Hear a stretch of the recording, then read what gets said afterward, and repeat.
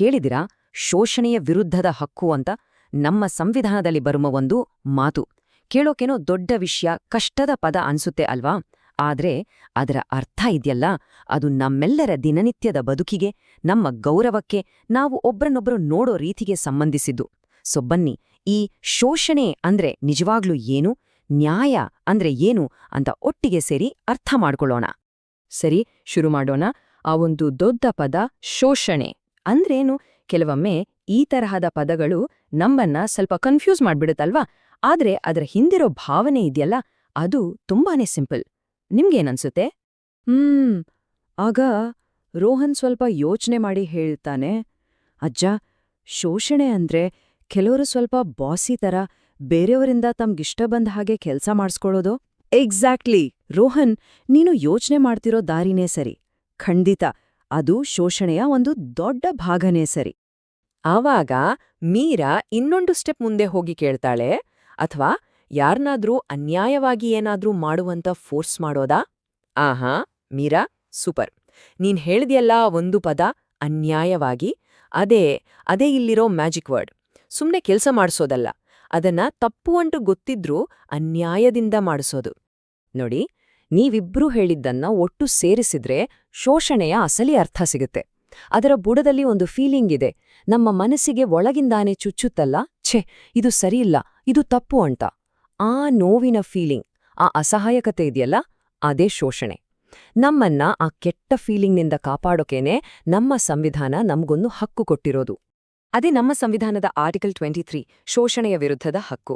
ಇದು ಮುಖ್ಯವಾಗಿ 2 ಡೇಂಜರಸ್ ವಿಷಯಗಳನ್ನ ನಿಲ್ಲಿಸುತ್ತೆ. ನಂಬರ್ 1, ಮನುಷ್ಯರನ್ನ ವಸ್ತುಗಳ ತರ ಮಾರೋದು ಅಥವಾ ಕೊಂಡುಕೊಳ್ಳೋದು. ಅಬ್ಬಾ, ಯೋಚನೆ ಮಾಡಕ್ಕೆ ಆಗಲ್ವಾ ಅಲ್ವಾ? ಆ್ಯಂಡ್ ನಂಬರ್ 2, ಬೇಗಾರ್, ಮತ್ತೆ ಅದೇ ಥರದ ಬಲವಂತದ ದುಡಿಮೆ. ಅಂದ್ರೆ ಒಬ್ಬರ ಇಷ್ಟಕ್ಕೆ ವಿರುದ್ಧವಾಗಿ ಸರಿಯಾದ ಸಂಬಳನೇ ಕೊಡದೆ ಅವರಿಂದ ಫೋರ್ಸ್ ಮಾಡಿ ಕೆಲಸ ಮಾಡಿಸ್ಕೊಳ್ಳೋದು.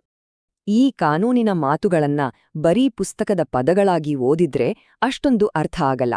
ಅದಕ್ಕೆ ಬನ್ನಿ ಇದನ್ನ ಒಂದು ಕಥೆಯ ಮೂಲಕ ಅರ್ಥ ಮಾಡ್ಕೊಳ್ಳೋಣ. ಆಗ ಅದರ ನಿಜವಾದ ಅರ್ಥ ನೇರವಾಗಿ ನಮ್ಮ ಮನಸ್ಸಿಗೆ ತಟ್ಟುತ್ತೆ. ರವಿ ಅನ್ನೋ ಒಬ್ಬ ಹುಡುಗನ ಕಥೆ ಕೇಳೋಣ ಬನ್ನಿ. ನೋಡಿ, ರವಿ ಕಥೆ ಹೀಗಿದೆ. ಅವನನ್ನ ಒಂದು ಅಂಗಡಿಯಲ್ಲಿ ದಿನಪೂರ್ತಿ ದುಡಿಯೋಕೆ ಫೋರ್ಸ್ ಮಾಡಿದ್ರು. ಅವನಿಗೆ ಸ್ಕೂಲ್ಗೆ ಹೋಗೋ ಚಾನ್ಸ್ ಇರ್ಲಿಲ್ಲ, ಫ್ರೆಂಡ್ಸ್ ಜೊತೆ ಆಟ ಆಡೋ ಐಕ್ಯನೇ ಇರ್ಲಿಲ್ಲ. ಅಷ್ಟೆಲ್ಲ ಕೆಲ್ಸ ಮಾಡಿದ್ರೂ ಅವನಿಗೆ ಸರಿಯಾಗಿ ಸಂಬಳ ಕೂಡ ಕೊಡ್ತಿರ್ಲಿಲ್ಲ. ಅವನ ಮನಸ್ಸಿನಲ್ಲಿ ಯಾವಾಗ್ಲೂ ಒಂಥರದ ಭಯ, ನಾನ್ ಒಬ್ಬಂಟಿ ಅನ್ನೋ ಅಸಹಾಯಕತೆ. ಯೋಚ್ನೆ ಮಾಡಿ, ಈ ಥರ ಪರಿಸ್ಥಿತಿಯಲ್ಲಿ ಸಿಕ್ಕಾಕ್ಕೊಂಡವರನ್ನ ಕಾಪಾಡೋಕೆ ಒಂದು ಗಟ್ಟಿಯಾದ ಕಾನೂನು ಬೇಕೇ ಬೇಕು ಅಲ್ವಾ? ಆ ರಕ್ಷಣೆನೇ ನಮ್ಮ ಆರ್ಟಿಕಲ್ 23. ನಾವಾಗ್ಲೇ ಬೇಗಾರ್ ಅಂತ ಒಂದು ಪದ ಹೇಳಿದ್ವಿ. ಅದರ ಕ್ಲಿಯರ್ ಆದ ಅರ್ಥ ಏನು ಅಂದ್ರೆ, ಯಾವುದೇ ಸಂಬಳ ಕೊಡದೆ ಫೋರ್ಸ್ ಮಾಡಿ ಕೆಲಸ ಮಾಡಿಸ್ಕೊಳ್ಳೋದು. ಇದು ಸುಮ್ನೆ ಕೆಲಸ ಮಾಡಿಸ್ಕೊಳ್ಳೋದಲ್ಲ, ಇದು ಒಬ್ಬರ ಟೈಮ್, ಅವರ ಶ್ರಮವನ್ನ ಕದಿಯೋದು. ಎಲ್ಲದಕ್ಕಿಂತ ಹೆಚ್ಚಾಗಿ ಇದು ಅವರ ಸೆಲ್ಫ್ ರೆಸ್ಪೆಕ್ಟ್ಗೆ ಮಾಡುವ ದೊಡ್ಡ ಅವಮಾನ. ಓಕೆ, ಇಲ್ಲಿ ಒಂದು ಒಳ್ಳೆ ಪ್ರಶ್ನೆ ಬರುತ್ತೆ. ಹಾಗಾದ್ರೆ ನಾವು ಮನೇಲಿ ಅಪ್ಪ ಅಮ್ಮಂಗೆ ಹೆಲ್ಪ್ ಮಾಡ್ತೀವಲ್ಲ, ಅದು ಕೂಡ ಬೇಗಾರಾಗುತ್ತಾ? ಖಂಡಿತ ಇಲ್ಲ. ನೋಡಿ, ಎರಡಕ್ಕೂ ತುಂಬಾ ವ್ಯತ್ಯಾಸ ಇದೆ. ಮನೆ ಕೆಲ್ಸ ಅನ್ನೋದು ಪ್ರೀತಿಯಿಂದ, ಜವಾಬ್ದಾರಿಯಿಂದ ಮಾಡೋದು. ಅದು ಇಡೀ ಕುಟುಂಬದ ಒಳ್ಳೇದಕ್ಕೆ, ಅಲ್ಲಿ ಒಬ್ರಿಗೊಬ್ರು ಕೇರ್ ಮಾಡ್ತಾರೆ. ಆದ್ರೆ ಬಲವಂತದ ದುಡಿಮೆ ಅಂದ್ರೆ ಬೇಗಾರಲ್ಲಿ ಪ್ರೀತಿ ಇರಲ್ಲ, ಆಯ್ಕೆ ಇರಲ್ಲ, ಅಲ್ಲಿರೋದೋ ಬರೀ ಶೋಷಣೆ ಅಷ್ಟೇ. ಸರಿ ಅಜ್ಜ, ಇನ್ನೊಂದು ಡೌಟ್. ಸ್ಕೂಲಲ್ಲಿ ಎಲ್ರೂ ಸೇರಿ ನಮ್ಮ ಪ್ಲೇಗ್ರೌಂಡ್ ಕ್ಲೀನ್ ಮಾಡ್ತೀವಲ್ಲ, ಟೀಚರ್ ಹೇಳಿದಾಗ ಮಾಡ್ತೀವಲ್ಲ, ಅದು ಕೂಡ ಬಲವಂತದ ಸೇವೆ ಆಗತ್ತಾ? ಹೌದು, ಇದು ತುಂಬಾ ಇಂಪಾರ್ಟೆಂಟ್ ಪ್ರಶ್ನೆ. ಇಲ್ಲ, ಅದು ಶೋಷಣೆ ಆಗಲ್ಲ. ಯಾಕೆ ಗೊತ್ತಾ? ಯಾಕಂದ್ರೆ ಎಲ್ಲರ ಉಪಯೋಗಕ್ಕಾಗಿ ಮಾಡೋ ಕೆಲ್ಸಕ್ಕೆ ಕೆಲವು ರೂಲ್ಸ್ ಇರುತ್ತೆ. ಒಂದು, ಆ ಕೆಲ್ಸ ಎಲ್ಲರ ಒಳ್ಳೇದಕ್ಕಿರ್ಬೇಕು, ನಮ್ಮ ಪ್ಲೇಗ್ರೌಂಡ್ ತರ. ಇನ್ನೊಂದು, ಅತಿ ಮುಖ್ಯವಾಗಿ ಅದರಲ್ಲಿ ತಾರತಮ್ಯ ಇರಬಾರ್ದು. ಅಂದ್ರೆ ಒಂದು ಗ್ರೂಪ್ನವರಿಗೆ ಮಾತ್ರ ನೀವು ಕೆಲ್ಸ ಮಾಡಿ ಅಂತ ಹೇಳೋ ಹಾಗೆ ಇಲ್ಲ. ಎಲ್ಲರೂ ಸಮಾನವಾಗಿ ಒಟ್ಟಿಗೆ ಸೇರ್ದಾಗ ಅದು ಸೇವೆ ಆಗತ್ತೆ, ಶೋಷಣೆ ಆಗಲ್ಲ. ಈ ಸಮಾನತೆ ಅನ್ನೋ ಮಾತಿದ್ಯಲ್ಲ, ಇದನ್ನ ಇನ್ನೂ ಚೆನ್ನಾಗಿ ಅರ್ಥ ಮಾಡ್ಕೊಳ್ಳಕ್ಕೆ ಬನ್ನಿ ಒಂದು ಕ್ಲಾಸ್ ರೂಮ್ನಲ್ಲಿ ನಡೆದ ಒಂದು ಚಿಕ್ಕ ಸ್ಟೋರಿ ನೋಡೋಣ. ಒಂದು ಕ್ಲಾಸ್ನಲ್ಲಿ ಏನಾಯ್ತು ಅಂದ್ರೆ, ಟೀಚರು ಪ್ರತಿದಿನ ಒಂದೇ ಗ್ರೂಪ್ನ ಮಕ್ಕಳಿಗೆ ಕ್ಲಾಸ್ ಕ್ಲೀನ್ ಮಾಡೋಕ್ ಹೇಳ್ತಿದ್ರು. ಪಾಪ ಆ ಮಕ್ಕಳಿಗೆ ತುಂಬಾ ಬೇಜಾರಾಯ್ತು. ಯಾವಾಗ್ಲೂ ನಮ್ಗೆ ಯಾಕೆ ಹೇಳ್ತಾರೆ ಅಂತ ನೋವಾಯ್ತು. ಆಮೇಲೆ ಟೀಚರ್ಗೆ ತಮ್ಮ ತಪ್ಪು ಗೊತ್ತಾಯ್ತು. ಕೂಡಲೇ ಅವರು ಒಂದು ಹೊಸ ರೂಲ್ ಮಾಡಿದ್ರು, ಎಲ್ಲರೂ ರೊಟೇಷನ್ ಪ್ರಕಾರ ಕ್ಲೀನ್ ಮಾಡ್ಬೇಕು ಅಂತ. ಆಗ ನೋಡಿ, ಎಲ್ಲರ ಮುಖದಲ್ಲೂ ಒಂದು ಸಮಾಧಾನದ ನಗು ಬಂತು. ಅವರ ಗೌರವ ಅವರಿಗೆ ವಾಪಸ್ ಸಿಕ್ಕಿದ ಹಾಗಾಯ್ತು. ಇದೆಲ್ಲ ಕೇಳಿಸ್ಕೊಂಡು ಅನನ್ಯ ಒಂದು ಅದ್ಭುತವಾದ ಮಾತು ಹೇಳಿದ್ಲು. ಅವಳು ಹೇಳಿದ್ಲು, ಅಜ್ಜ, ಹಾಗಾದ್ರೆ ಈ ಆರ್ಟಿಕಲ್ ಬರೀ ರೂಲ್ಸ್ ಬಗ್ಗೆ ಅಲ್ಲ ಅನ್ಸುತ್ತೆ, ಇದು ರೆಸ್ಪೆಕ್ಟ್ ಬಗ್ಗೆ ಇದೆ.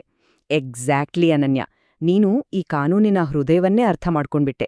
ಇದ್ರ ಅಸಲಿ ಉದ್ದೇಶನೇ ಪ್ರತಿಯೊಬ್ಬ ಮನುಷ್ಯನ ಗೌರವವನ್ನ, ಅವರ ಘನತೆಯನ್ನ ಕಾಪಾಡೋದು. ಅದಕ್ಕೆ ರೋಹನ್ ತಕ್ಷಣ ಸೇರಿಸಿದ, ಹಾಗಾದ್ರೆ ಯಾರನ್ನೂ ಒಂದು ಮಷೀನ್ ಥರ ಟ್ರೀಟ್ ಮಾಡಬಾರ್ದು ಅಲ್ವಾ? ಅಬ್ಬಾ ರೋಹನ್, ಇದಕ್ಕಿಂತ ಪರ್ಫೆಕ್ಟ್ ಆಗಿ ಹೇಳೋಕೆ ಸಾಧ್ಯನೇ ಇಲ್ಲ. ಮನುಷ್ಯರು ಅಂದ್ರೆ ಕೆಲ್ಸ ಮಾಡೋ ಮಷೀನ್ಗಳಲ್ಲ. ನಮ್ಗೆ ಫೀಲಿಂಗ್ಸ್ ಇದೆ, ಕನಸುಗಳಿವೆ. ನಮ್ಮೊಳಗಿರೋ ಈ ಮನುಷ್ಯತ್ವವನ್ನ ಗುರ್ತಿಸೋದೇ ಈ ಕಾನೂನಿನ ನಿಜವಾದ ಪವರ್. ಹಾಗಾದ್ರೆ ಇಷ್ಟೆಲ್ಲ ಮಾತಾಡಿದ ಮೇಲೆ ಒಂದು ಕೆಲ್ಸವನ್ನ ನ್ಯಾಯ ಅಂತ ಹೇಳೋಕೆ, ಗೌರವಯುತ ಅಂತ ಹೇಳೋಕೆ ಏನೇನಿರ್ಬೇಕು? ನಾವು ಕಲ್ತ ಪಾಠದ ಸಾರಾಂಶ ಏನು? ಒಂದು ಕೆಲ್ಸ ನ್ಯಾಯವಾಗಿರ್ಬೇಕಂದ್ರೆ 3 ಮುಖ್ಯ ಪಿಲ್ಲರ್ಗಳು ಬೇಕು. ಮೊದಲನೇದು ಆಯ್ಕೆ, ಅಂದ್ರೆ ಆ ಕೆಲ್ಸ ಮಾಡೋಕೆ ಅಥವಾ ಬೇಡ ಅನ್ನೋಕೆ ನಮ್ಗೆ ಸ್ವಾತಂತ್ರ್ಯ ಇರ್ಬೇಕು. ಎರಡನೇದು ಸರಿಯಾದ ಪ್ರತಿಫಲ, ನಮ್ಮ ಶ್ರಮಕ್ಕೆ ತಕ್ಕ ಬೆಲೆ ಸಿಗ್ಲೇಬೇಕು.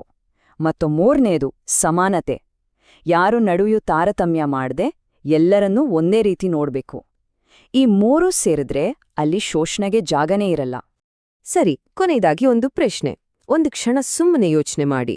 ಈ ಜಗತ್ತಿನಿರೋ ಪ್ರತಿಯೊಬ್ಬರನ್ನೂ ನಾವು ಗೌರವದಿಂದ ನೋಡಿದ್ರೆ, ಅವರ ಘನತೆಯನ್ನ ಕಾಪಾಡಿದ್ರೆ, ಆಗ ಈ ಜಗತ್ತು ನಮ್ಗೆ ಹೊತ್ತುಕೊಳ್ಳಕ್ಕಾಗದಷ್ಟು ಭಾರ ಅನ್ಸುತ್ತಾ, ಅಥವಾ ಹಕ್ಕಿಯ ಗರಿಯಷ್ಟು ಹಗುರವಾಗಿ ಖುಷಿಯಿಂದ ಹಾರಾಡೋ ಥರ ಫೀಲಾಗತ್ತಾ? ಯೋಚನೆ ಮಾಡಿ.